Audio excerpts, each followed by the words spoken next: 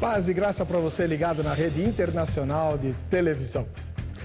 Quando eu era criança, a minha avó, mãe do meu pai, pertencia a um grupo religioso que insistia muito no fato de que o total de salvos que iriam para o céu era de 144 mil.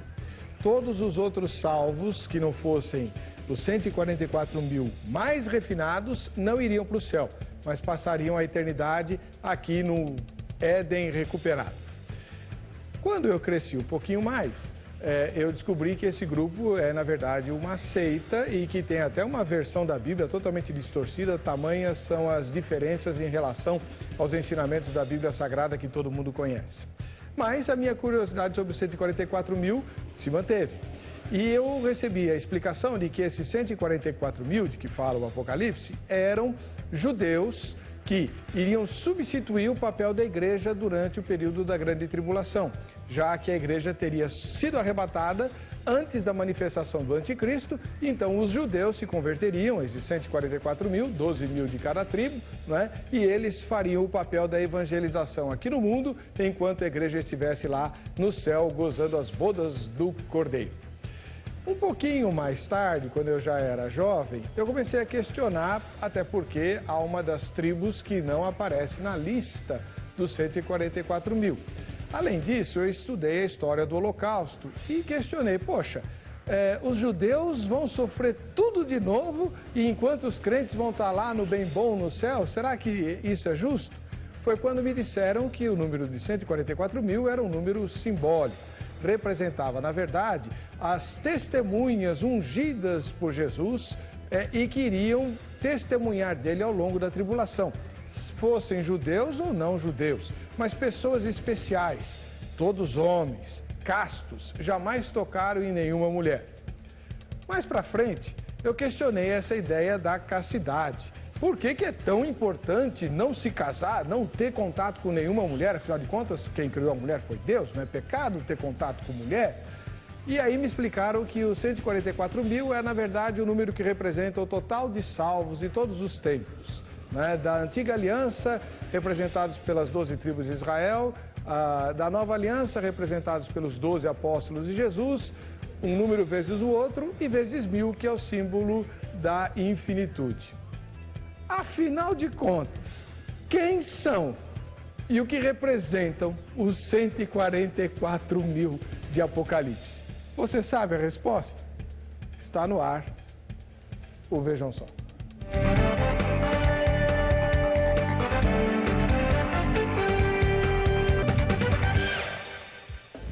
Olá, começa agora o programa Vejam Só, programa de reflexão, entrevistas, debates de todas as noites da semana, transmitido pela rede internacional de televisão para todo o Brasil, ao vivo, né? E para todas as Américas e também para a Europa, para o norte da África e boa parte da Ásia.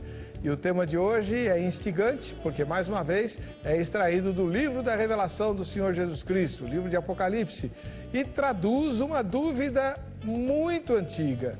Quem são e o que representam os 144 mil de Apocalipse? Hoje, como a gente não consegue esgotar assunto nenhum aqui, né? Nós, com a experiência que a gente tem, vai tentar definir apenas um aspecto desse tema. Esse número é literal ou figurado? Porque se você definir pelo menos isso, já ajuda bastante a entender a identidade desses 144 mil. Para discutir o assunto com você, a produção trouxe dois especialistas de peso. Um deles é o pastor Silas Franca Dourado, que é professor de escatologia no IETEB, é diretor do projeto missionário Novo Amanhecer, que é uma casa de recuperação, e é o pastor presidente da Igreja Evangélica Plenitude de Deus. Paz e graça, pastor Silas, como vai? Tudo bem? Paz e graça, pastor Hebe. Boa noite para os ouvintes, boa noite para os irmãos, para o pastor que vai estar debatendo conosco esse trabalho. Deus abençoe. É um prazer poder estar aqui, poder debater mais um tema muito sugestivo. Eu sei que vai nos ajudar muito a pensar essa noite aqui. Obrigado, pastor. A igreja que o irmão pastoreia fica onde? A igreja que nós estamos iniciando um projeto fica no centro de Osasco, perto do Shopping Plaza. O nome da rua é Natanael Tito Salmão, número 250. Nós estamos inaugurando no dia 11 de dezembro, vai ser a inauguração, 11 e 12 de dezembro, a inauguração da igreja lá. Amém. Muito obrigado, pastor. Obrigado, pastor. Do outro lado, nós temos o pastor, teólogo e professor de teologia, o irmão Duvaldo Carlos de Medeiros, ele pertenceu à comissão de tradução da Bíblia Nova Versão Internacional, é erudito nos idiomas bíblicos e é integrante da Primeira Igreja Batista da Penha. Paz e graça, pastor Duvaldo, como vai? Paz e graça, Guerra. É um prazer estar aqui de novo, debatendo esse tema que para muitos pode ser supérfluo, mas se faz parte da revelação, tenho certeza que havia um propósito de Deus para todo o seu povo. Então, se faz parte da revelação, nós devemos estudar e aprender o que Deus quer nos dizer com esse trecho da palavra. É um prazer estar aqui com o irmão Silas, pastor Silas. Obrigado. Vamos procurar contribuir. Esperamos que os telespectadores possam aproveitar essa noite e, como foi dito, nem sempre dá para esgotar, mas aquilo que nós pudermos sugerir e afirmar biblicamente, vamos fazer com todo o prazer. É uma honra estar aqui de novo no programa. Muito obrigado. Nós vamos assistir agora a matéria que a repórter Carla preparou apresentando o tema. Vejam só. Para alguns, o livro do Apocalipse é simbólico, repleto de imagens e dados que não podem ser tomados literalmente. Para outros, corresponde uma realidade dos acontecimentos do fim dos tempos. Por isso, muitos argumentos giram em torno sobre o que seria literal ou figurado em vários textos do livro, a exemplo dos 144 mil que serão salvos. Há muita especulação e falta de clareza sobre quem são os 144 mil selados do Apocalipse.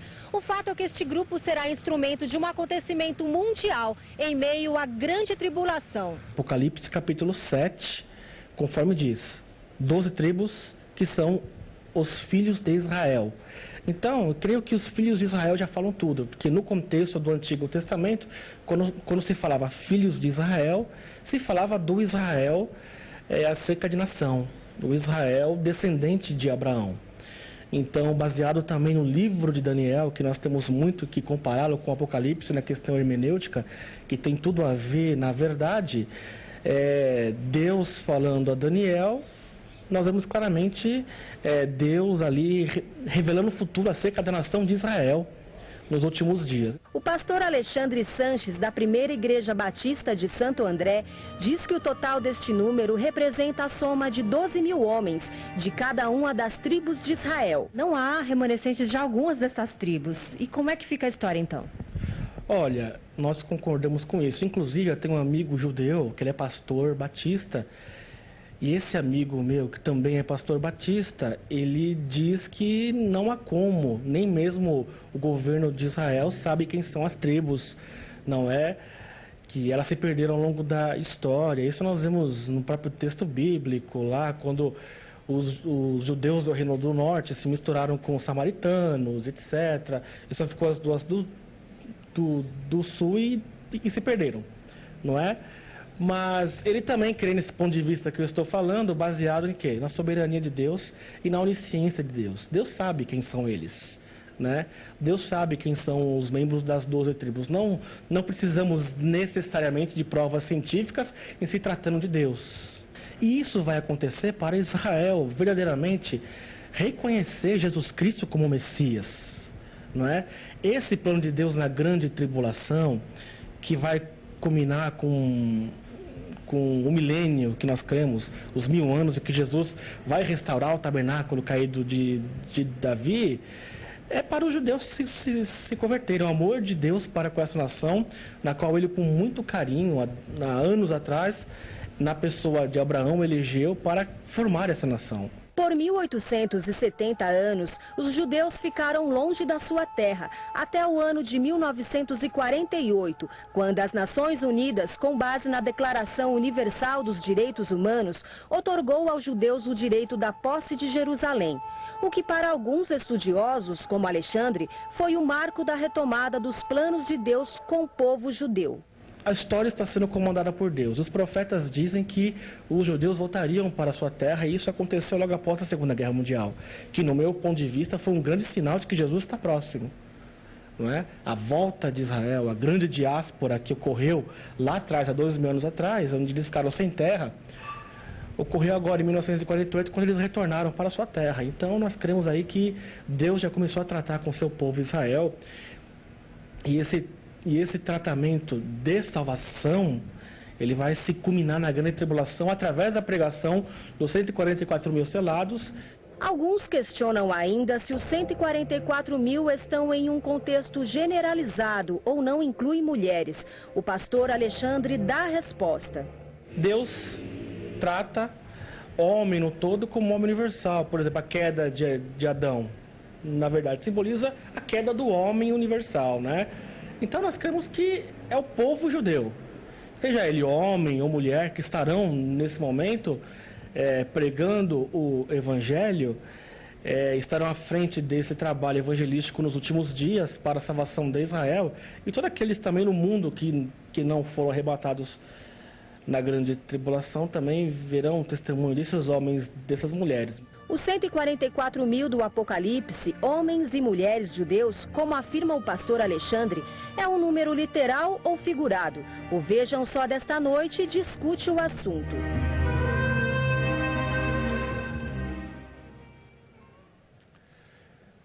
É isso aí. E você deve e pode participar do nosso debate, participando, né, usando o telefone ou o computador. Se for o telefone, 3337-5886, não esqueça do 0 operadora 11, pois estamos em São Paulo. Se for pelo computador, o site é um site novo do Vejam Só, né, vejamsó.com.br. Você vota na enquete, se identifica e desse modo você pode contribuir conosco. Deixa eu apresentar a vocês a opinião inicial dos convidados e depois eu mostro os prêmios que você pode ganhar por participar do programa. Vamos começar com o pastor Silas Franca. Eu tenho a mania de chamar você de Franco, né? Pastor Silas Franca. Franca. Como eu disse, ele é professor de escatologia no IETEB e é o pastor da Igreja Evangélica Plenitude de Deus. Pastor Silas, os 144 mil são um número simbólico ou é um número literal? Resumindo, na minha visão, literal. A Bíblia como um todo, a princípio, pastor Heber, eu sempre encaro a Bíblia como algo literal. Porque se você abrir para a alegoria ou para o símbolo, vai dar a abertura para seitas ou para diversas igrejas ou líderes no decorrer da história, da interpretação que quiser. Eu acredito que quando Deus revelou o livro do Apocalipse, e como todos os livros da Bíblia, a princípio a ideia é literal. Só quando o texto se tornar impossível a interpretação literal é que a gente leva para a alegoria ou para o símbolo. Por exemplo, quando Jesus disse eu sou a porta, é impossível um homem ser uma porta. Então entendemos que é um símbolo e muitas alegorias no Antigo Testamento que leva para a figura de Cristo no Novo Testamento são alegorias. Mas nesse caso não, porque o texto é uma continuação do que já vem.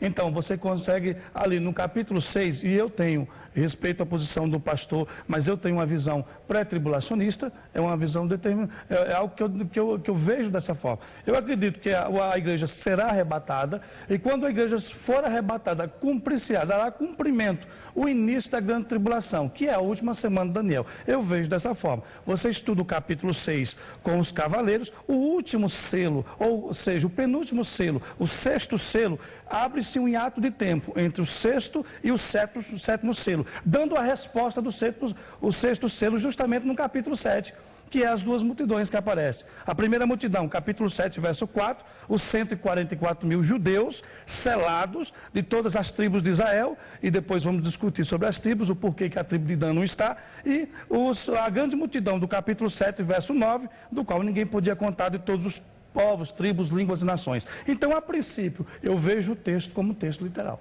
Muito bem.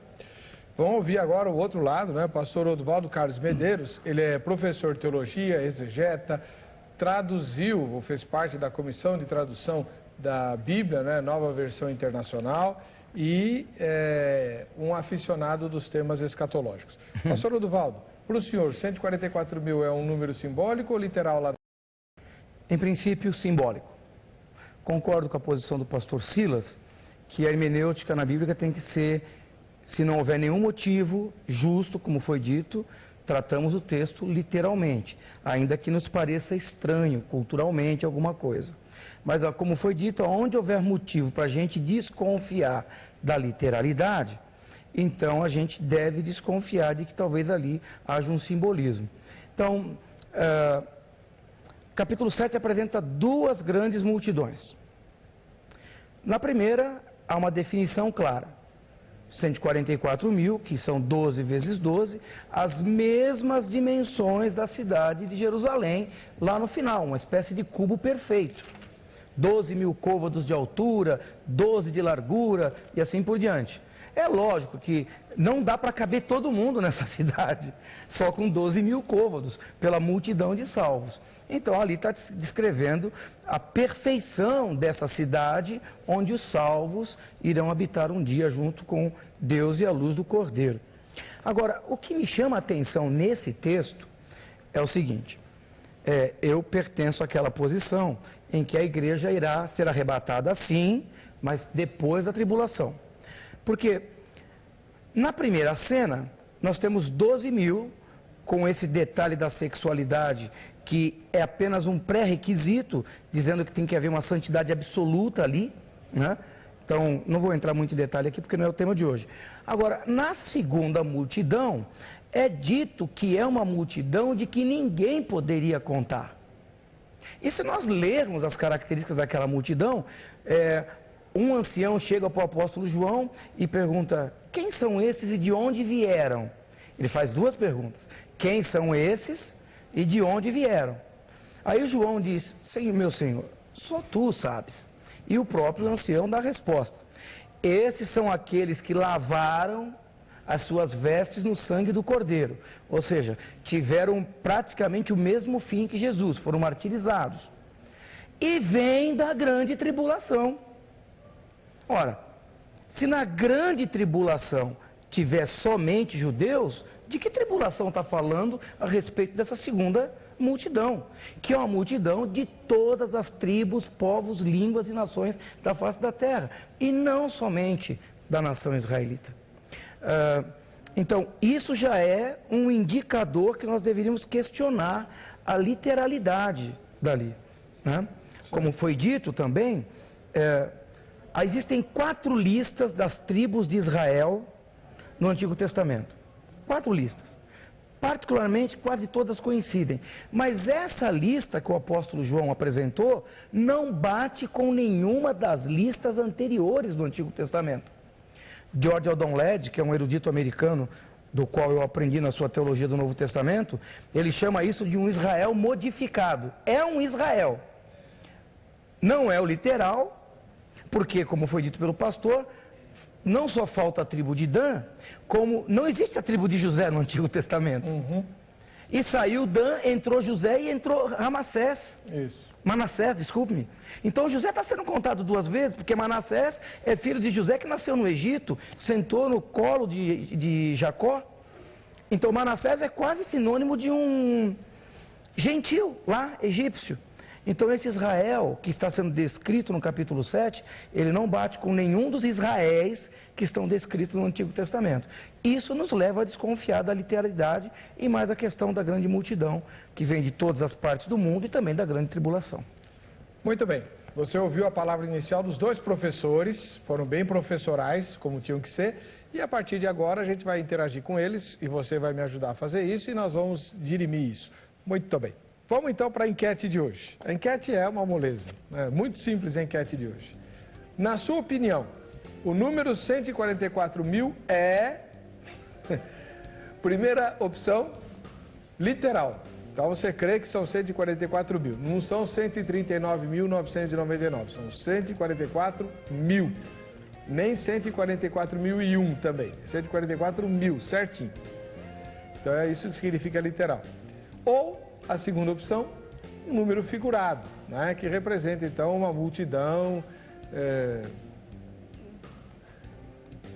pode ser identificada pelos 12 apóstolos, vezes as 12 tribos de Israel, vezes 1000, enfim. Qual das duas opiniões se aproxima da sua? Vote e se identifique que você pode ganhar a camiseta da faculdade e outros prêmios que depois eu vou anunciar aqui ao longo do programa. Bem, olha só, o pastor Paulo Sérgio Ferreira Tomé, da capital paulista, ele diz assim: nós, pré-tribulacionistas, acreditamos que as 144 mil testemunhas estarão pregando o evangelho do reino durante a tribulação. Estas testemunhas são compostas de representantes das 12 tribos de Israel, sendo que Manassés substitui a tribo de Dan. Portanto, eu creio que é literal e não simbólico. Já o José Geraldo Pena, de Fervedouro, em Minas Gerais, diz: é claro que esse número é no sentido figurado.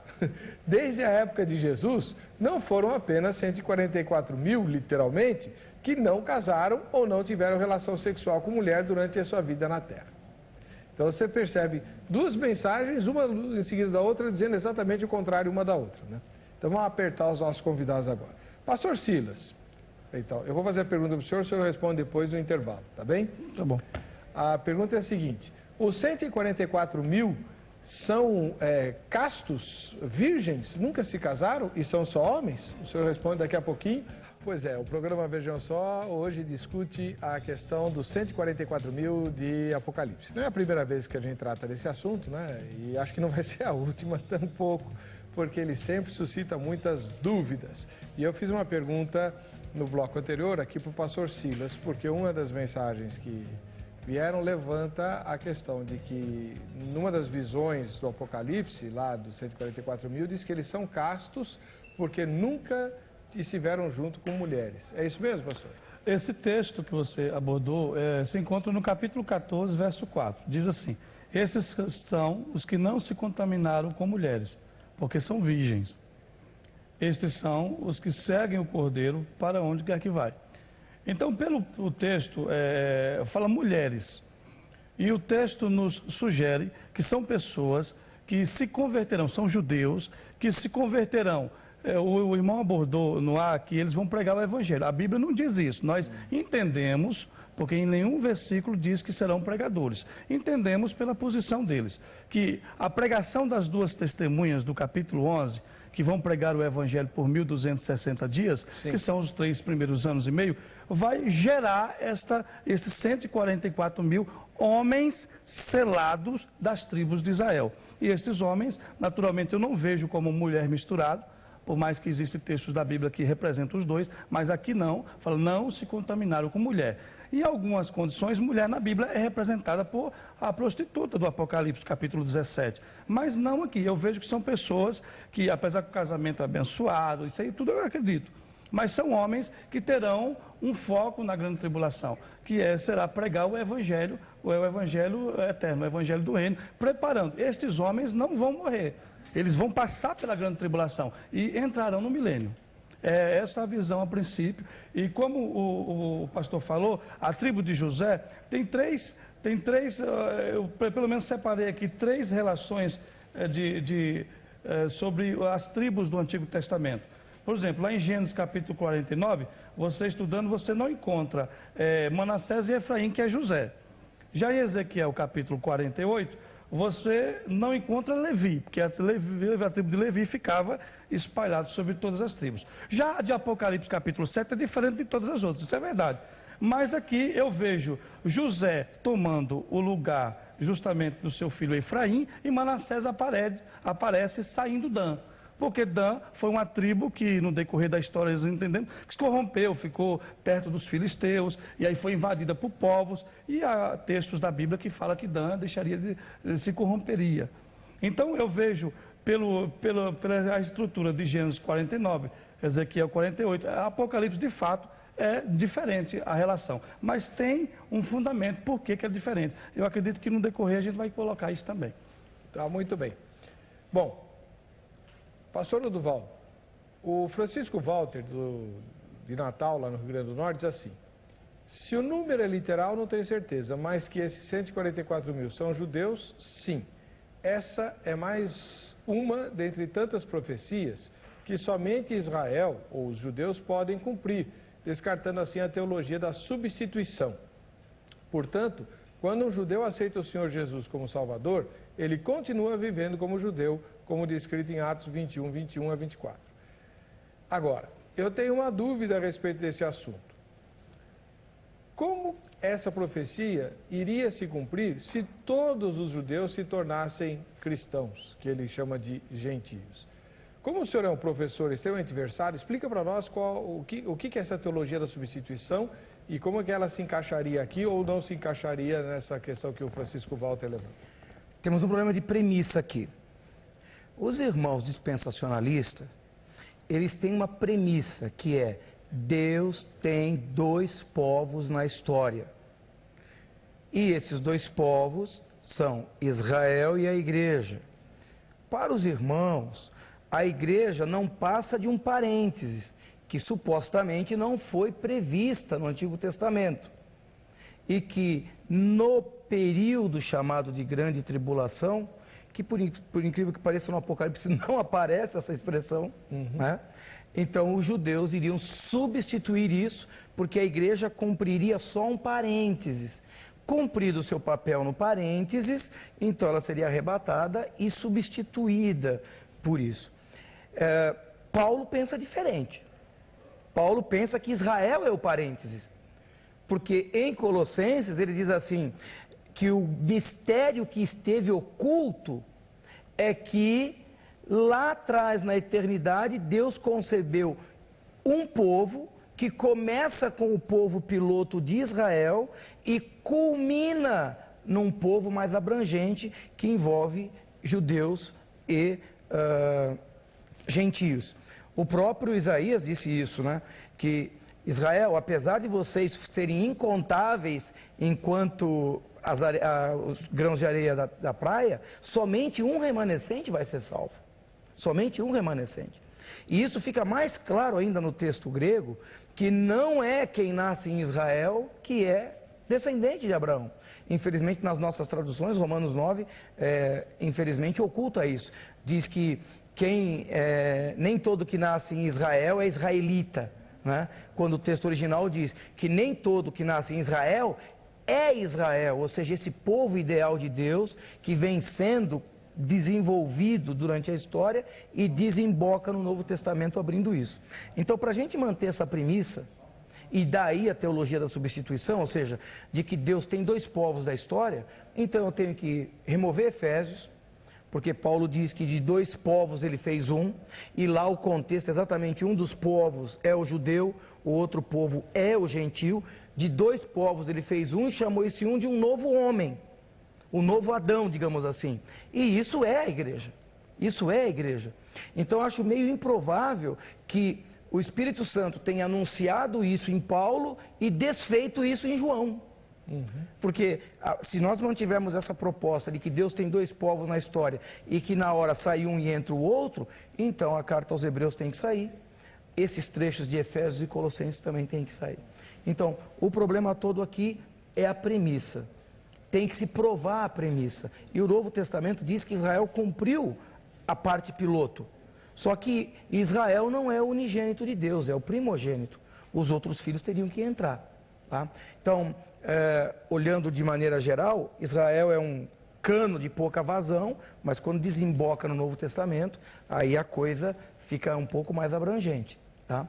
Então eu acho improvável. Agora, quanto ao que foi dito, eu acho isso importante. Lá no capítulo 11, de fato, lá é Israel. Os dois profetas que são enviados a Israel cumprem Romanos. Porque Paulo diz lá em Romanos que ainda falta uma geração de judeus reconhecer isso. E é o único local no Apocalipse quando um flagelo de Deus se abate sobre a terra e os homens dão glória a Deus. Nos outros, vem sempre o mesmo refrão. E mesmo assim, os homens não se converteram dos seus maus caminhos, dos seus ídolos e coisas assim. Agora, quando ocorre dessas duas testemunhas, que são descritas como os heróis do Antigo Testamento, Moisés e Elias, um pode fazer abrir o céu, chover e tudo mais, o outro pode fazer descer fogo à terra. Então, os dois profetas que serão enviados lá, eu até admito que possam ser judeus, até admito, né? E inclusive Israel vai ser salvo ali, naquele ponto. Há uma posição que acha que aqui são a salvação de Israel, no capítulo 7, que lá é ampliada. Tá? Então, novamente, só é possível manter que os 144 mil são judeus se a gente mantiver a premissa que Deus tem dois povos na terra. Mas isso é impossível pelo Novo Testamento. Como é que o senhor vê isso, pastor Ciro? Eu vejo que o pastor, com muita propriedade, ele falou são dois que desembocam em um. Em Cristo, se transforma em um só povo, em Jesus. Mas, quando se estuda a história da Bíblia, você percebe que no Antigo Testamento, por exemplo, o judeu era salvo mediante a expiação. Havia a liturgia, o judaísmo, todo um processo para a salvação. O Novo Testamento em Cristo muda tudo. E o judeu que se converte e aceita Jesus, se tornando ali a seita do Nazareno, como é chamado, como se fosse o judaísmo, havia muitas seitas. E aí, quando nasce a igreja, eles achavam até que era uma seita do judaísmo, dizendo seita do Nazareno, dos nazarenos, ou seguidores do caminho, porque Jesus ia dizendo: eu sou o caminho, a verdade e a vida. Nesse ponto de vista, existem dois povos? Não, o povo é um só, para a eternidade, mas há formas de trabalho diferentes. O judeu que no Novo Testamento se converte a Cristo, esse faz parte da igreja. A igreja do Novo Testamento havia judeus e gentios. Sim. E no decorrer da história, a questão judaica dos judeus foi diminuindo e os gentios foram crescendo mais. Nesse ponto de vista, eu vejo sim dois povos. Não uma diferença para a eternidade, porque na eternidade será um só povo, mas uma forma de Deus trabalhar diferente na história. Deixa eu fazer uma pergunta para o senhor. Numa das coisas, vocês dois concordam. Aliás, acho que todos concordam. A Bíblia fala de um grupo de judeus que se converterá no fim. Romanos 9 é bem explícito em relação a isso. Romanos 11. Agora, podemos afirmar que os judeus que vão se converter são só esses 144 claro mil? Claro que não. No capítulo de número 7 e verso 9, pastor Ebo, o texto é muito claro.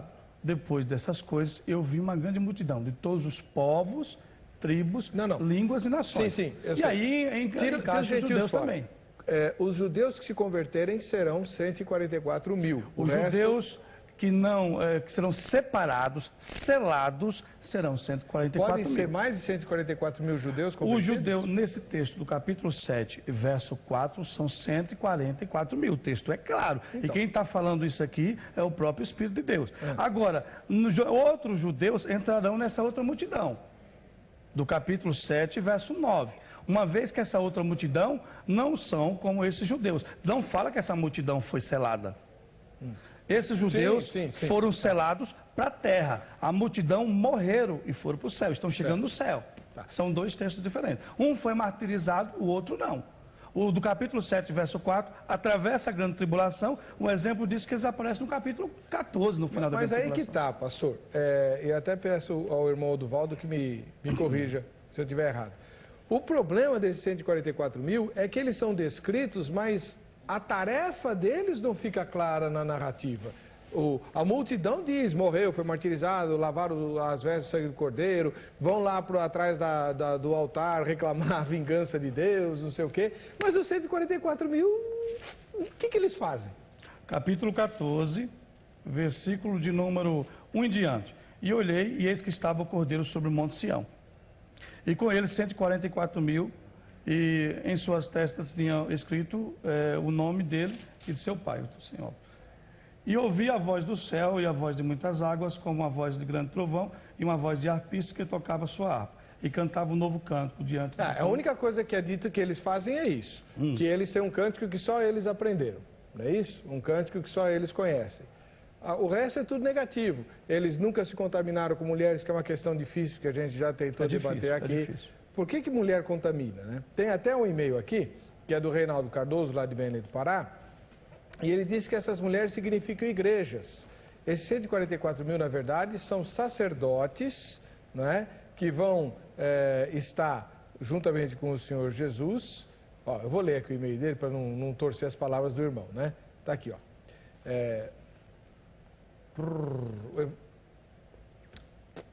Estamos vivendo os últimos dias antes da vinda do Mestre e a maioria desse povo ainda não entendeu os mistérios do Evangelho. O livro do Apocalipse é uma revelação para os 144 mil. Então o Apocalipse foi escrito só para eles. 2. Os 144 mil, em sua maioria, são gentios enxertados na oliveira verdadeira. Nasceram judeus espirituais. Jesus não pregou para gentios. 3. Os 144 mil são a noiva do Cordeiro dos últimos dias. 4. Eles vêm de todas as nações, vão direto para o santuário. Apocalipse 3, 12 e 7, 15, Isaías 61, 6 e 6. Quinto, eles são o povo eleito, escolhidos, predestinados à salvação. Eles comporão o santuário de Deus que vai descer do céu para a nova terra, ou seja, a cidade santa. Não deu ainda para entender que os 144 mil serão sacerdotes? Esses são os santos que com certeza vencerão a besta. Não se macularam com mulheres porque são castos. Em Apocalipse, mulheres significa igrejas. E aí fala da Babilônia. Babilônia é uma coisa, igrejas são outra e mulher é outra. Ou estou errado? Há uma ilustração do capítulo 17, de a mulher vestida de besta escalada, sentada, e é representada pela igreja apostata. E nós sabemos também que há muitas representações do Antigo Testamento de mulher prostituta de Israel. Mas nesse texto, não. Eu vejo mulher no sentido que estes homens serão pessoas separadas, no entanto vão ser seladas por anjos. Imagine, 4 anjos nos quatro pontos cardeais, porque a Terra não é quadrada, sabemos disso. E aí sobe um anjo e fala, não faça nada até que seja selado o sangue de Deus. Mas por que tem que ser 12 mil de cada tribo, não pode ser um número quebrado? Até poderia, pastor, mas nesse caso não é. Porque se você observa, existem no livro do Apocalipse muitos símbolos. Então, esse não pode ser um símbolo? Muitos símbolos, eu vou chegar lá. Existem muitos símbolos, existem números. Como quando se fala que 200 milhões do exército, por exemplo, que vem do Oriente. Isso.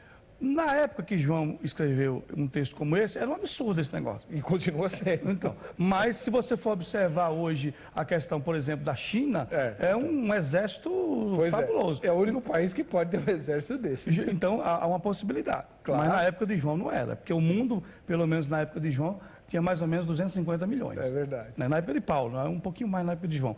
Então, aqui eu vejo, quando Deus quis colocar um número, e nesse caso ele colocou a quantidade de pessoas que ele queria. Quando ele não quis revelar, ele fez muito bem, como fez no verso 9 do capítulo 7. Uma grande multidão de qual ninguém podia contar, já mostrando as diversas pessoas que vão se converter mediante a pregação das 2 testemunhas, e creio eu, o texto aqui não fala que serão pregadores.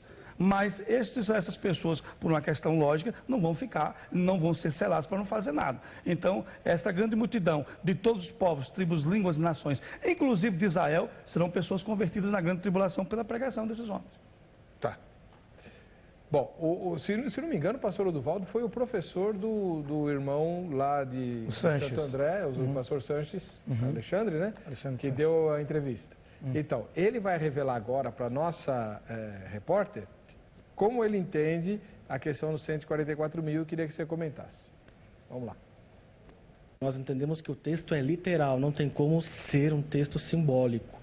E esses 144 mil, nós entendemos que eles estarão na terra na grande tribulação, logo após o arrebatamento da igreja, né? Que se dará no período que Deus ele estabeleceu pela sua soberania. O texto diz claramente e não nos dá abertura para uma simbologia.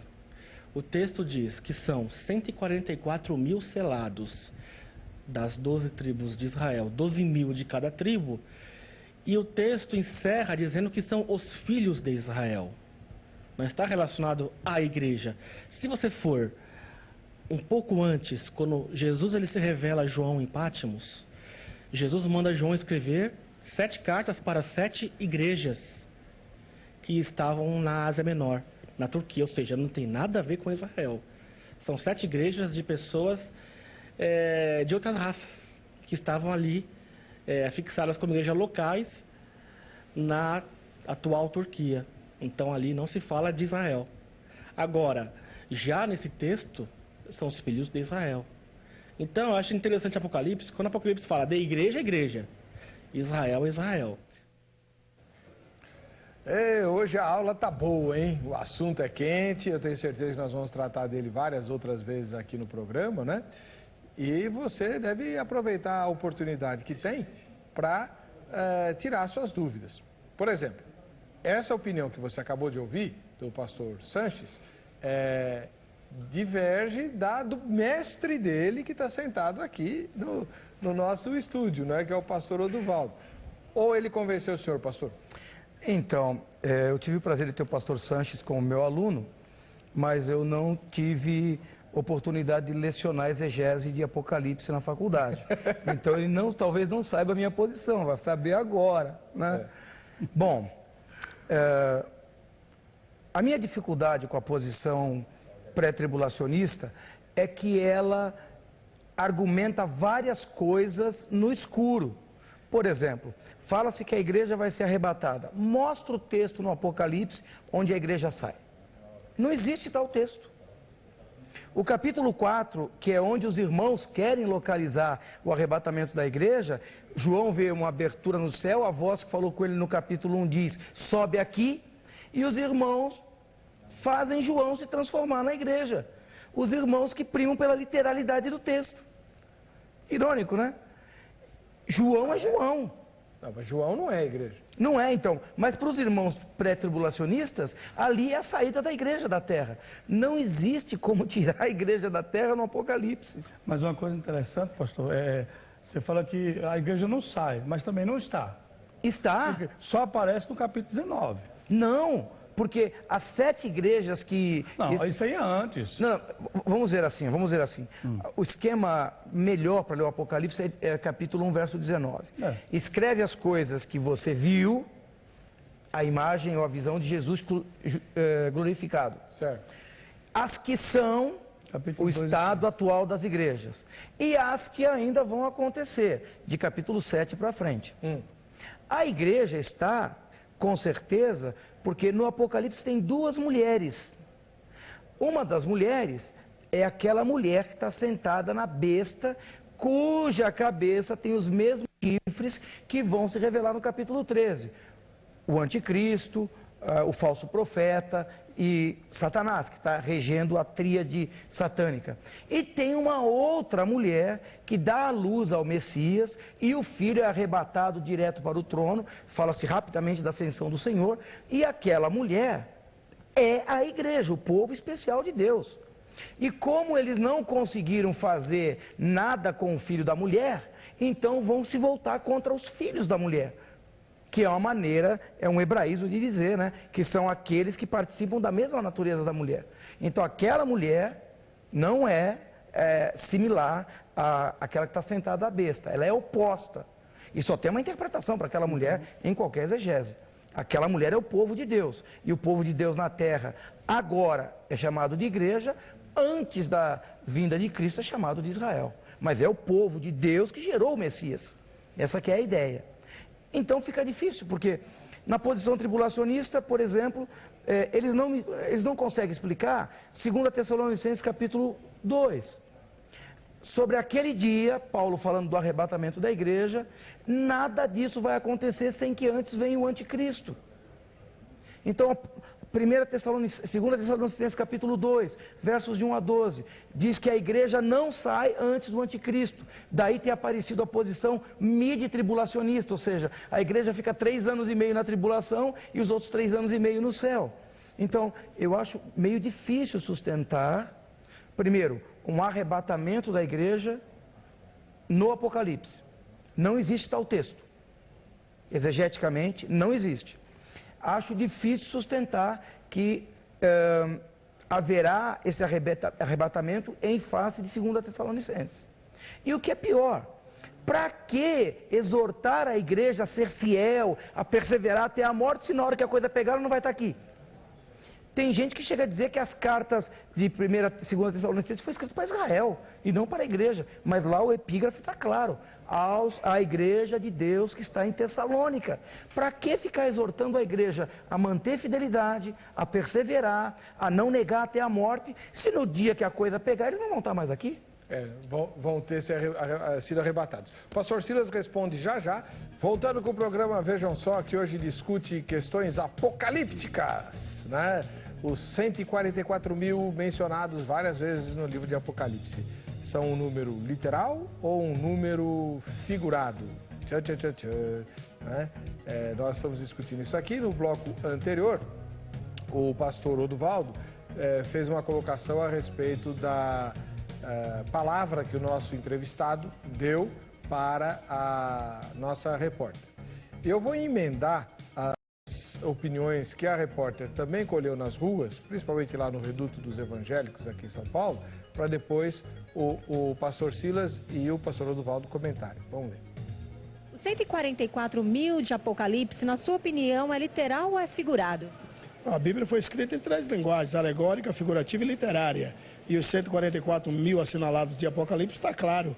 Eles são, de fato, literalmente, da tribo de Dan, 12 mil, de Esacar, 12 mil, de Zabulon, 12 mil. Isso é literalmente assinalado no período da chamada Grande Tribulação. Figurado. Porque dá para entender claramente que ali refere-se a 12 mil de cada tribo, fazendo um total de 144 mil, então não seria literal, senão a salvação seria algo exclusivista e restrito a esses 144 mil. Ali, na verdade, é um número referente às tribos e não com relação à salvação. Olha, eu não acho que é figurado, não. Acho que não é historinha para boi dormir, não. Acho que é realidade. Tá, eu creio que realmente vai ter, sim, esses 144, porque a Bíblia não é mentirosa, né? Figurado. 44 mil. Boa pergunta, por quê, né? Eu já não sei eu responder no momento concretamente. Na sua cabeça é figurado? Figurado. Eu acredito que é literal. Porque a Bíblia está dizendo que é 144 mil, então eu acredito que é 144 mil. É literal. Por quê? Eu acredito que é... Por que é literal? Porque é os 144 mil que vão ser salvos, né? Mas é no sentido literário, que já tá definido esse 144 mil. Então eu acredito que é literal, por isso. Uau, mas 144 mil só salvos é muito pouco salvo, né? Será que o céu é tão pequeno assim? Menor do que o Maracanã. Pois é. Já pensou? Não, brinca não. Agora, o que eu acho engraçado, antes do pastor Silas falar, pastor, olha só. Eu acho interessante as pessoas falando, não, é claro que é literal. O outro diz assim, mas está explícito que é figurado. Ó, você pode ter a opinião que você quiser, mas não venha dizer que é claro ou que está explícito, porque isso não é verdade. Olha só, o reverendo Samuel Labanca, de Arapoti, no Paraná, ele é pastor jubilado da Igreja Presbiteriana do Brasil. Ele diz assim, não tenho dúvidas que o número é figurado. Para argumentar sobre essa afirmativa, vou historiá-la. O 3 é o número do céu, sei lá por quê. O número 4 é o número da terra, também não sei. Multiplicados um pelo outro, temos 12. As 12 tribos de Israel. Que multiplicadas por 12 é o número dos apóstolos, que dá 144. Que elevado a milhar, símbolo da eternidade, temos simbolicamente o número dos redimidos de Israel, 12 mil de cada tribo. Nós, cristãos, que não somos judeus, não estamos nesse grupo. Pertencemos à multidão dos remidos que estão diante do trono, conforme o capítulo 9. Então, o que o reverendo Samuel está colocando é mais uma interpretação. Esses 144 mil é um número simbólico, mas que representam os judeus salvos, que não são só 144 mil, mas são os judeus salvos e não os outros das outras posições. Enfim, se há uma coisa que não está clara, é isso. Pastor Silas. Antes de comentar sobre a mulher vestida de sol e sobre os 144 mil como um número total, eu gostaria só que os irmãos tivessem cuidado, irmãos. Eu percebo que os irmãos às vezes falam assim, é claro, mas por mais que você defenda a posição literal ou alegórica, você tem que ter argumento, né, pastor? Tem que ter pelo menos um pouco de conhecimento da Bíblia. No capítulo 4, verso 6 do livro de Oséias, diz que o povo seria destruído porque estava lhe faltando conhecimento. E aquela geração de Oséias foi destruída depois. O que eu vejo hoje é muitos irmãos, às vezes ficam anos na igreja e por mais que se defendam, como eu e o reverendo aqui, cada um defende uma ideia, mas a gente tem uma linha de raciocínio e estuda sobre isso. A maioria dos crentes não fazem isso. E eu deixo um conselho para os irmãos, em nome de Jesus, para os irmãos se preocupar mais, gastar um pouquinho mais de tempo na leitura. A gente gasta muito mais tempo com coisa que não... dedicar pelo menos uns 30 minutos por dia ao estudo, né, pastor? Ou ir para uma escola dominical, ter o cuidado de, se for possível, fazer um curso, porque isso vai ajudar os irmãos demais. Em relação ao que o pastor falou, pastor, o senhor? Duval. O pastor Duval falou, eu acredito, eu vejo assim, algumas coisas que ele falou, eu até concordo, mas em relação à mulher como igreja, eu não vejo de forma alguma. Quem é a mulher? A mulher está, quando você lê Gênesis capítulo 37, você vai ver que José teve um sonho, que o sol, a lua e 11 estrelas se curvavam diante dele. E depois você vê no Apocalipse uma mesma figura, uma mulher vestida de sol com a lua debaixo dos pés, com a coroa não com 11, mas com 12, porque o próprio José estava inserido. Então, esta mulher, e do qual viria o Messias, é Israel. Israel na grande tribulação. Israel, que será um remanescente. Este texto do capítulo 7, verso 4, é muito claro no sentido de que está falando para Israel. O que diz o texto? O texto está falando de cada tribo, 12 mil da tribo tal. Está falando de Israel. Mas aqui não está pegando Israel de todos os tempos. Primeiro, porque o livro do Apocalipse, na visão, eu acredito assim, na visão futurística, eu acredito que o livro do Apocalipse cumpriu-se, como o pastor colocou com muita propriedade, capítulo 1, verso 19, o Espírito Santo divide o livro do Apocalipse em 3 etapas. Eu acredito que ele estava nos ensinando a interpretá-lo. As coisas vistas, capítulo 1, as que são capítulo 2 e 3, as coisas que estavam acontecendo, a carta às 7 igrejas, e as que depois hão futuro, hão de acontecer, que poderia ser um futuro de 100 anos, 200, mas era no futuro. Então não seria ali de forma alguma, uma vez que João já estava no final do 1º século, não seria a igreja de João. Então, no decorrer da história, num processo como nós temos visão depois do arrebatamento, esses 144 mil, na grande tribulação, mediante a última semana de Daniel, do capítulo 9, verso 27, e em comparação com Apocalipse, capítulo 11, verso 3, que as 2 testemunhas vão pregar por 1.260 dias, correspondendo a 3 anos e meio, que vão justamente chegar a esse número. São judeus que se converterão na grande tribulação, judeus que serão selados na grande tribulação. Não serão só 144 mil judeus, estes serão selados, mas outros judeus serão alcançados, que entra no capítulo 9, no capítulo 7, verso 9, na grande multidão, fazendo parte de um todo. E isto é apenas as pessoas que serão salvas na grande tribulação. Quem são esses de onde vêm? Esses são os matos que vieram de grande tribulação, que lavaram as suas vestes no sangue do Cordeiro. Capítulo 12... Sabe o que eu acho estranho? Comparado com a igreja, eu não vejo de forma alguma desse tipo. Então, mas o que eu acho estranho é o seguinte, por que só os judeus têm que sofrer? Né? O crente é exortado, como disse o pastor Oduvaldo, a permanecer fiel até a morte. No sermão profético ele fala com os discípulos de Jesus, olha, vai ser difícil, mas quem perseverar até o fim vai ser salvo e tal. Mas os crentes vão ser arrebatados antes de começarem os problemas. Por que só Israel tem que sofrer? Jeremias, no capítulo 30, verso 7, fala que vai ser um tempo de angústia do qual nunca houve desde que houve nação. Aí nós chegamos no capítulo 13, verso 8 em diante, para a igreja de Filadélfia. Ao que vencer e guardar a minha palavra, guardarei da hora de tentação que há de vir sobre todo o mundo. Aí você pega o capítulo 6 em diante. Você chega no 5º selo do capítulo 6, ou melhor, o 6º selo do capítulo 6, você vai ver que o sol, a lua, os elementos vão se abalar. Terremotos terríveis, situações que vai sacudir o céu. O sol se tornar em sangue, a lua, aqui as estrelas vão cair do firmamento. A igreja viver esse período de grande tribulação, então livrar do quê? E de quê? Se a igreja vai passar a grande tribulação. Eu acredito que pela obediência vamos passar por tribulações. Mas não por grande tribulação, porque esse período, esse processo de 7 anos, do capítulo 6 ao capítulo 18 do Apocalipse, vai ser um tempo tão terrível do qual nunca houve. E Jesus ensinando no capítulo 24 de Mateus, que é chamado Apocalipse dos Evangelhos, ele nos ensina. Vai ser um período do qual nunca houve desde que houve nação na terra. Mas por que Jesus insistiu tanto para que nós nos preparássemos para esse tempo, se nós não estaremos aqui? Jesus disse para nós nos prepararmos para esse tempo, e Jesus, a princípio, nós discutimos isso naquela outra vez. Jesus estava pregando para judeus, só tinha judeus ali, ele estava falando para discípulos. O judeu convertido não faz parte da igreja? Mas a igreja... O judeu convertido hoje, o judeu hoje, que aceita Jesus como Salvador, ele vai ser arrebatado ou ele vai ficar? Tá, pastor Heber. A igreja só iniciou no dia de Pentecostes. Pastor, 50 dias. Tudo bem. 10 anos depois entrou o primeiro gentil na igreja, por Cornélio. 10 anos depois. Mas não faz diferença. Responde para mim. Se o arrebatamento for daqui 10 minutos, os judeus convertidos vão subir ou vão ficar? Claro que vão subir, faz parte da igreja. Então Jesus estava falando com a igreja. Jesus estava falando, o texto de Mateus 24, Jesus estava falando para judeu.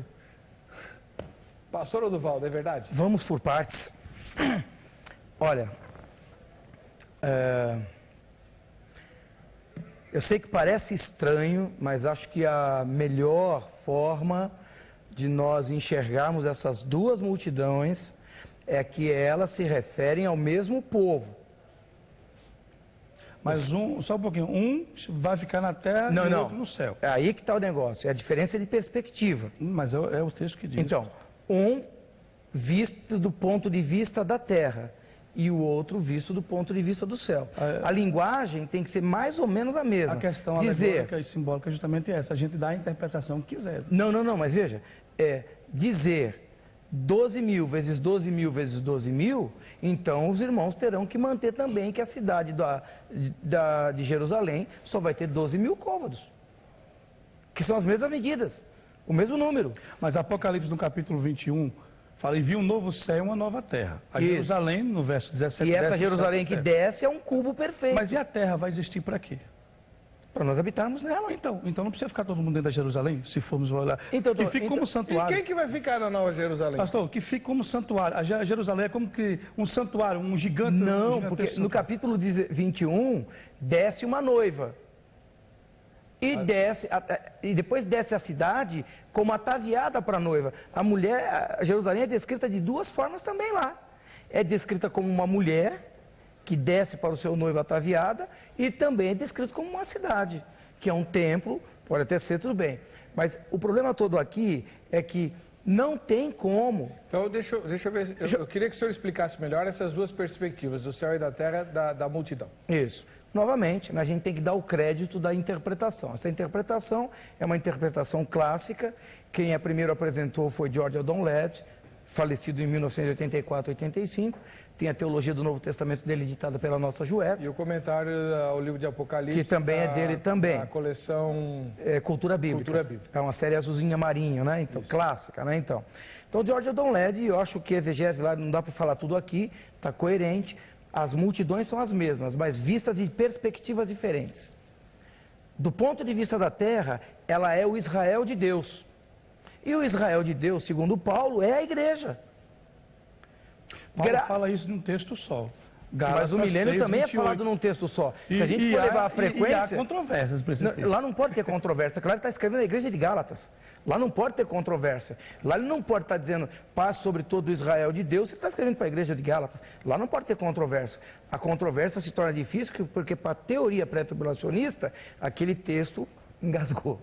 Né? Bom, então, todas as teorias têm engasgos. Tem. Então eu acho que a gente pode... Eu acho que a posição de George Eldon Ladd é bem equilibrada. Então vai, explica. Que é, os 144 mil recebem selo, esse selo é de proteção, e representa o povo de Deus na face da terra, descrito como Israel de Deus. E não há nenhum problema nisso. Essa grande multidão, ela está chegando no céu, e é perguntado até por um ancião, quem são esses... Aí a cena muda. A cena muda. O que é dito em termos simbólicos, numéricos, é dito num número hiperbólico, miríades e miríades. Se essa cena muda, os 144 mil aparecem de novo no final da grande tribulação, antes da Batalha do Armagedon. Antes de falar da Batalha do Armagedon, aparece os 144 mil. Por que também não aparece a grande multidão? Então, agora espera um pouquinho só. Porque ela chegar no céu já... Então, veja só. São duas coisas diferentes. Então, vejam só. Deixa eu retomar o pensamento. E você vê no capítulo 19 já uma multidão descendo com Jesus. Um exército do céu seguia. Então, aí são salvos. Aqui, espera um pouquinho. É que não temos tempo, mas o Apocalipse, ele é feito que nem essas câmeras, com zoom. Então, conta-se a história e não se dá muitos detalhes, como foi dito. Os primeiros 5 selos. Já houve redenção, já houve tudo. A história já foi contada ali. Depois começa a se contar tudo de novo. A gente começa a perceber a relação que existe entre os selos, as trombetas e as taças. Quando a cena vai um pouco mais para frente, aí se concentra só no 5º e no 6º selo. Certo. Aí depois abre um pouco mais. Então, a ideia é que o Apocalipse é um zoom. Conta a história geral, depois vai fechando a câmera. Até mostrar toda a cena que é mesmo. Tá? Por isso que vai aparecer 140, vai aparecer o altar das almas no sexto selo, no quinto selo, e não se diz se é judeu ou gentil. E o que é que eles pedem? São os mártires, que vingue o nosso sangue da terra. Isso. Não se fala que nem que seja judeu ou igreja. Certo. Com certeza é o povo de Deus. Sim. Tá certo? Claro. Depois, no capítulo 7, volta de novo uma multidão, porque as almas lá debaixo do altar também é um grande número. E no capítulo mais para frente é a mesma coisa, porque a mesma história está sendo contada várias vezes, mas cada vez mais o zoom vai fechando e vai dando mais detalhes da coisa. Tá certo? Então, por isso que lá, quando volta no capítulo 19, um pouquinho antes do milênio, né?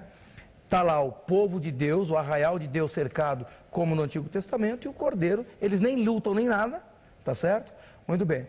Outro detalhe, a igreja de Filadélfia, ou Esmirna, agora me falha, recebeu a promessa de ser guardada, não é isso? Filadélfia, muito bem, de ser guardada da grande tribulação, e como alguns pré-tribulacionistas querem, não na grande tribulação. Então eles falam, foi guardado porque foi retirado, não foi guardado na. Isso é problema de verbo em português. Alguém ser guardado de uma crise de gripe, ele não foi para um certo país que não tem gripe. Ele foi protegido da gripe dentro do surto de gripe. Isso novamente remete a Israel. Para que Deus julgasse o Egito, ele não precisou tirar o Israel do Egito. E nós sabemos que o Egito é símbolo do mundo de então. Na terra de Gósen, não caiu nenhuma das pragas que caíram sobre as outras cidades do Egito. Então Israel foi guardado da grande tribulação no Egito, sem ter sido retirado do Egito. A igreja pode ser guardada da grande tribulação, sem precisar ser tirada da tribulação. E tribulação, vamos deixar bem claro, é Deus julgando o mundo. Sim. É Deus julgando o mundo. E o diabo reage contra a igreja. Pois é. Agora, a tribulação de verdade é o tempo do Vejam Só que acabou. Exatamente. Isso então, é uma grande tribulação. Você vai fazer o seguinte aí de casa. No nosso site tem o contato dos dois professores. Eu aprendi mais hoje aqui do que durante todo o meu curso de faculdade de teologia, né? E você aproveita e entra em contato com eles e tire dúvidas. Porque eles terão prazer em responder para você. Convidem nós dois para um painel na igreja. Até porque o cachê que o Vejam Só paga para eles não precisam trabalhar durante um ano. Isso. Né?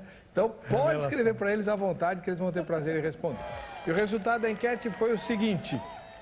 Na sua opinião, o número 144 mil é 51% disseram que é figurado e 49% disseram que é literal. Tá bom? Para você que fica com a gente, que fica com a Rita, a paz e a graça do Senhor Jesus, voltaremos amanhã ao vivo, apesar de ser sexta, agora também ao vivo, o Vejam Só às 10h10 da noite.